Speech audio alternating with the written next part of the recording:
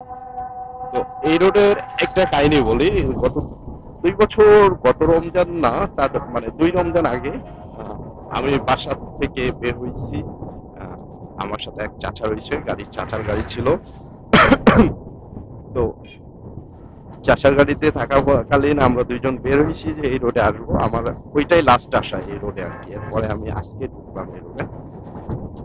এই রোডে আসার পরে হঠাৎ করে মেন রোডে যখন উঠছি তখন হচ্ছে গাড়ির তেল ফুরাই গেছে।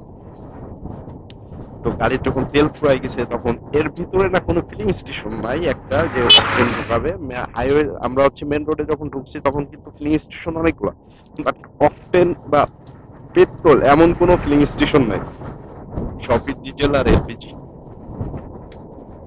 তো রোজা অবস্থায় হচ্ছে আমার তো খুবই খারাপ সিচুয়েশন, মানে সারাদিন অফিস করার পরে রোজা প্রায় লেগে যাওয়ার মতন অবস্থা। মানে ওই দিন সকাল থেকে আমি সারাদিন মানে রোডে রোডে ঘুরে বেড়াচ্ছি অফিসিয়াল কাজে।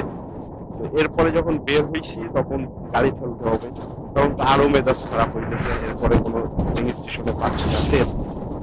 তো অনেক কষ্ট করে, মানে ওই দিন অনেক কষ্ট করলাম, দুইজন ঠেললাম। তো মানুষরা আছে, এত মানুষ দেখলো, এত বাইকার ভাইরা দেখলো, কেউ উপকার করলো না বা কেউ জিজ্ঞেস করলো না। বাট যখন আমি হচ্ছে স্টেশন মানে ফিলিং স্টেশনের কাছে যাই আর প্রায় তেল নিব, ওই টাইমে এক বড় ভাই আসলো। বড় ভাই এসে বললো, ভাই কি হয়েছে?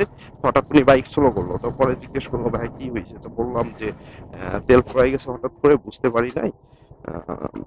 তো উনি বললো, আচ্ছা ঠিক আছে, আমি আপনাকে চেক করে দিই, আপনি গাড়ির উপরে বসেন। তো তখন আসলে ফিলিং স্টেশনের কাছে চলে গেছিলাম। তো উনি যেহেতু বলছে এতেই খুশি।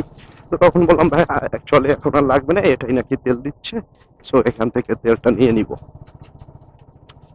এটা ছিল এই রোডের একটা মানে আমার ঐতিহাসিক ঘটনা, কারণ আমি এর আগে কখনো ওইভাবে গাড়ি ঠেলি নাই যে তেল ফুরাই গেছে বা গাড়ির কোনো সমস্যা হয়েছে। আল্লাহর মতো হয়তো কখনো কোথাও সমস্যা হয় নাই, বাট গাড়ির তেল ফুরাই গেছে এমন সমস্যায় ওই একবারই পড়ছি চাচার সাথে।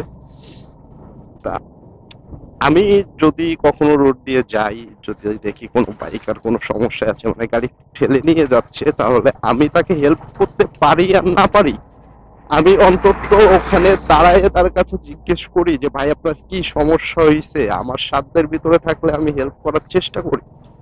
আমি অনেক সময় গেছে আমি হেল্প করতেছি বা ঠেলে দিচ্ছি পিছন থেকে, হয়তো অনেক সময় অনেক ঝামেলাই হয়, তারপরেও চেষ্টা করি আর কি।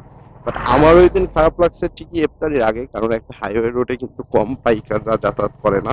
মানে একটা টাইমে ছিল বাইকারদের মন মানসিকতা অনেক বেটার, যে একটা টাইমে আপনি যদি হাইওয়েতে কোনো ধরনের সমস্যা